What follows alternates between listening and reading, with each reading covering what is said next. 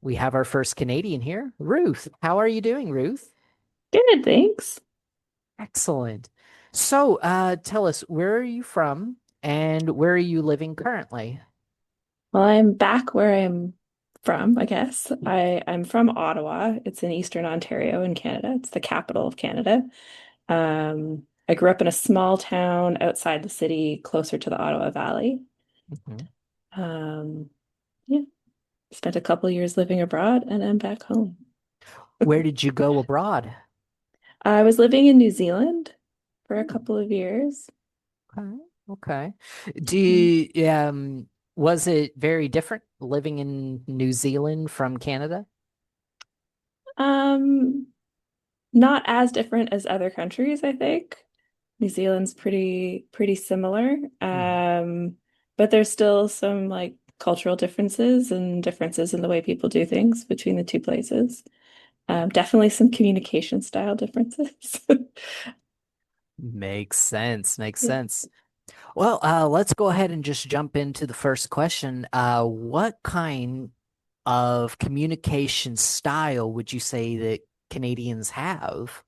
I think we all have, I myself personally, right, have this idea that Canadians are somehow more polite based on the media that I have consumed. Maybe that would be a good starting point. Are Canadians as Yeah. polite as in the media? I think Canadians are polite. I think each culture kind of does politeness in a different way. Hmm. Canadians are less direct, maybe, than Americans. Hmm. And in that way, we come across as a lot more polite because we're like, uh, yeah, we're less direct in the way we communicate. Hmm. I found living in New Zealand, and I had some roommates who were from the UK at the same time. They're even less direct. So to some of them, I seem a little bit blunt, or a little bit too forthcoming in the way that I communicate Hmm. compared to them. Makes sense. Makes sense. Yeah, yeah. I am considered rude, by Brazilians, right? Because as an American, I am very direct, right? Mm. I guess it is natural, right? When we move to a different country, we are always going to seem a little strange, right? To the locals. Yeah. Makes sense. So, tell me about Ottawa. What is Ottawa like?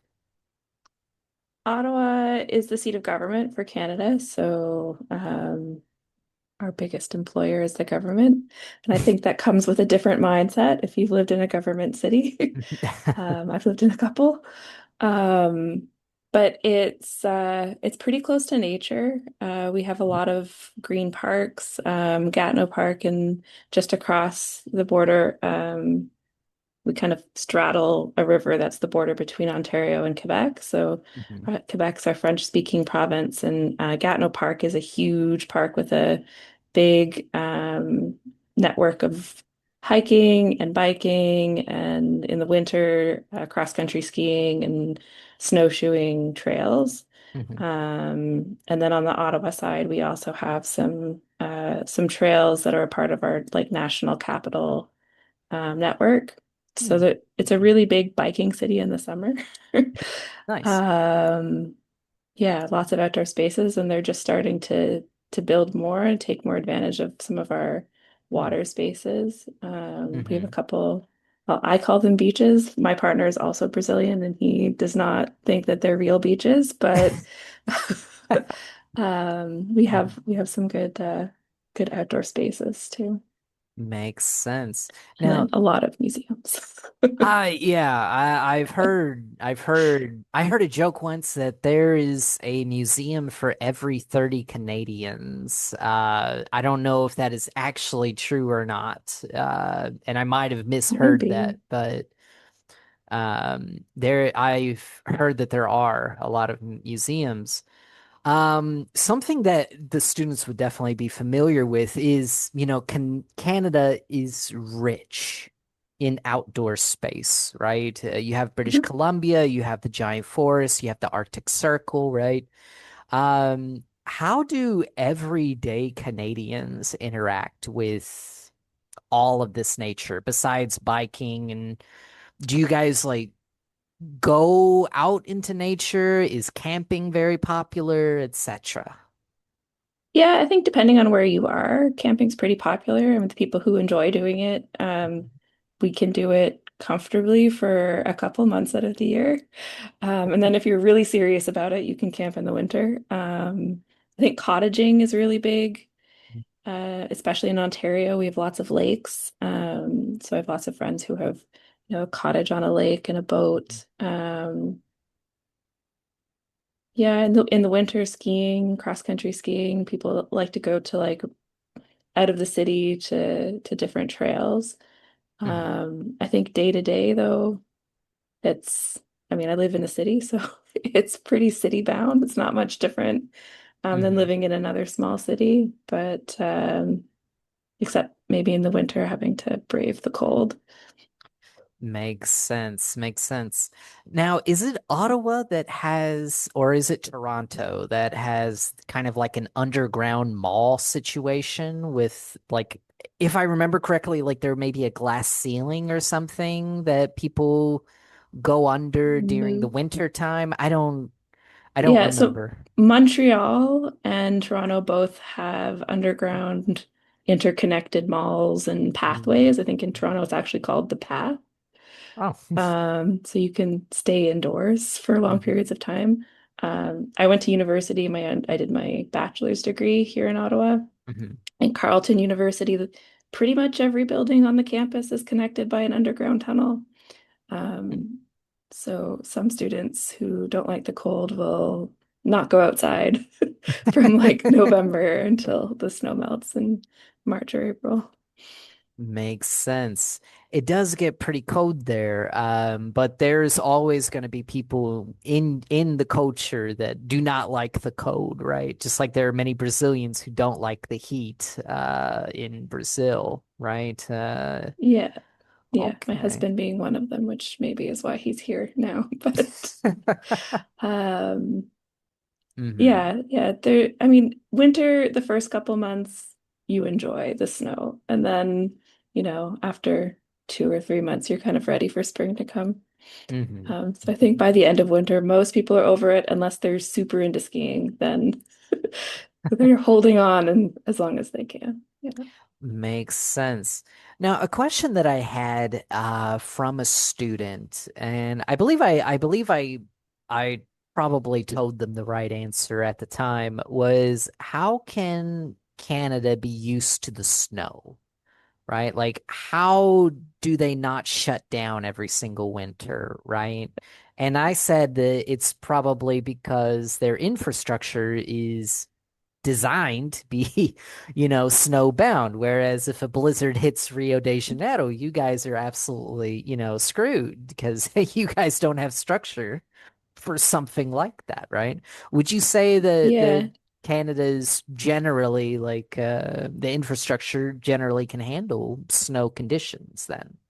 Yeah, for sure. I mean, we even have like big parking lots during the winter that are reserved for snow collection. So we'll have like the snow plows go around, collect snow, Mhm. put it into big piles. They'll come back with like a snowblower machine that blows it into a giant dump truck.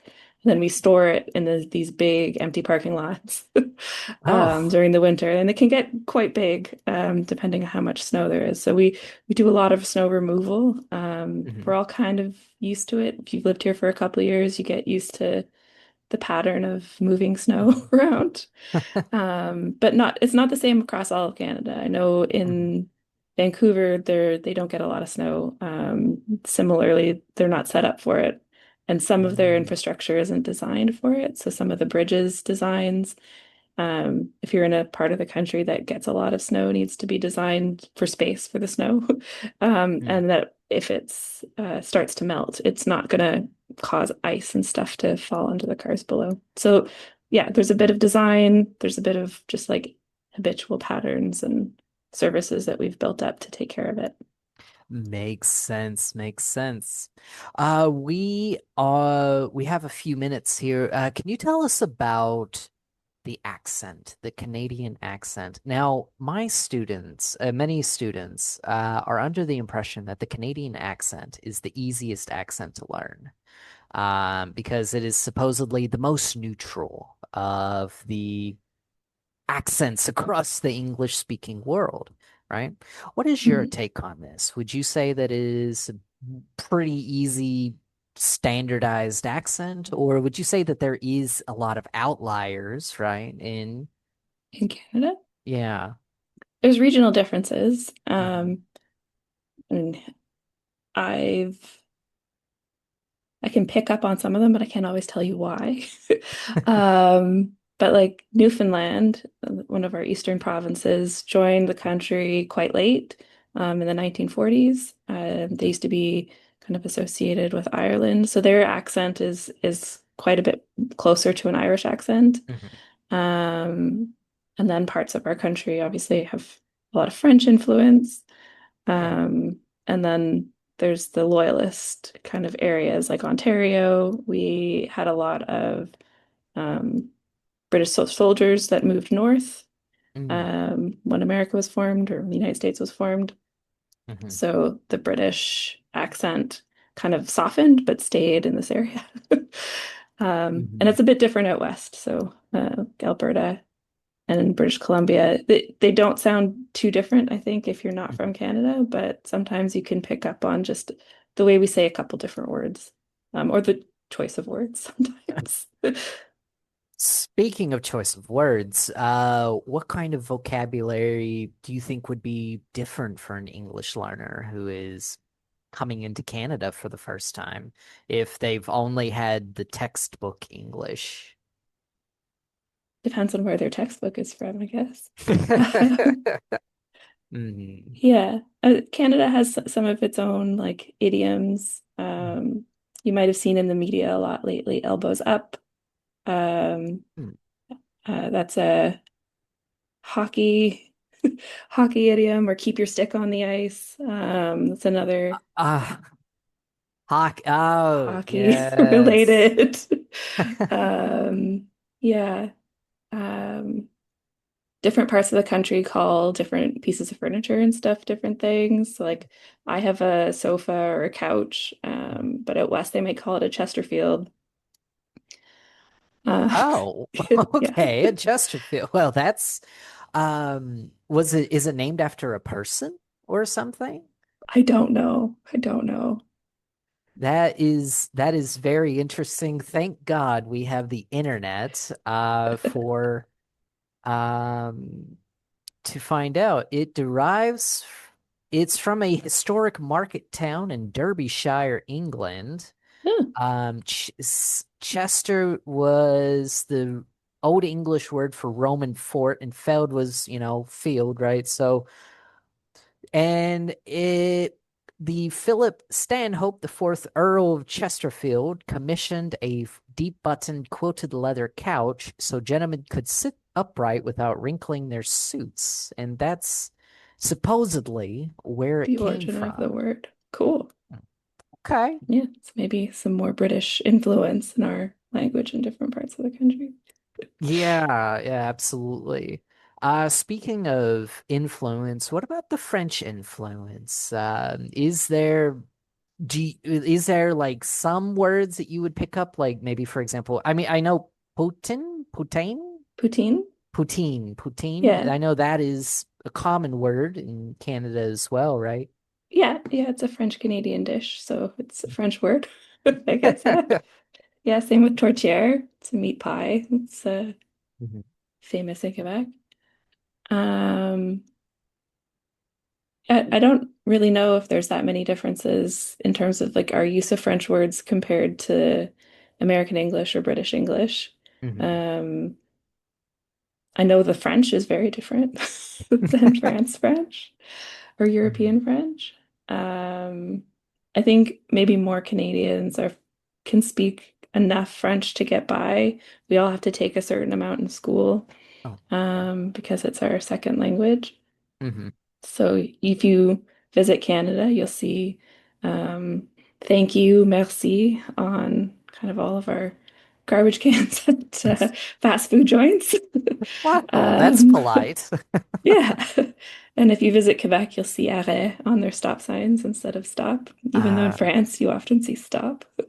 Um, hmm, that's interesting.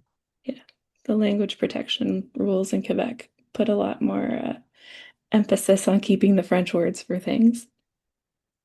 Makes sense. Yeah, yeah, yeah. Okay. One final question, and I've always been curious. Do Canadians say or a nearly as much as it's portrayed in the media? I want to say no, but maybe there are Canadians who do use it a lot. I think we use it situationally. Like I notice when I use it when I'm in a place that's not home, Hmm. more often. Just like I notice a lot more often when I'm not at home that I apologize to inanimate objects. Um, the cultural experience going to a grocery store in New Zealand and apologizing to everyone as I moved through, and they all looked at me like I had another head. Very polite, very Very polite. polite. Even to the objects in my house, I apologize. Yeah. Yeah, yeah. Yeah, sorry, what was your question again? If you guys use a. A. A. Yeah, so yeah, we use it kind of as a confirmation Mhm. that we're on the same page at the end of a sentence. Mhm. Um, it's like if I'm cooking something in the kitchen and I'm not sure about a direction, I might shout to my sister in the other room, "Oh, I need to do this, eh?" Hmm. I like as a confirmation that I'm correct. I Well, think that's the biggest situation I can think of where I use it on a regular basis. makes Um, sense. So it's not like yeah, every other sentence, just saying no, "eh" over and over again. no, South Park told me wrong. yes. We also don't all flap our heads up and down. Yeah, yeah. How often do you guys actually say buddy and guy, right? Yeah, Like it. guy, probably more often than A, actually. Interesting. Interesting. Well, thank you so much for this interview. I'm going to stop recording in a second. This was great. I think this really is a good start to help kind of demystify the Canadian accent a little bit. I Mhm. believe a lot of students, just put it on a pedestal, right? Like, this is the English, right? It's the neutral, the calm English, right? Yeah, like the Um, Atlantic accent from the early days of cinema. Yeah, yeah, exactly, Yeah. exactly. But in this course, I want to really explore, right? All of these differences that we have. And Canada, right, has some differences. It's not just the accent of all accents, right? Yeah, I would say we're probably not neutral. We're not the biggest country, so yeah, maybe we're experienced in a bit more of the British accent and vocabulary, but Hmm. it's certainly closer to American English in a lot of ways too. Yes, absolutely. Thank you so much, Ruth. No problem. And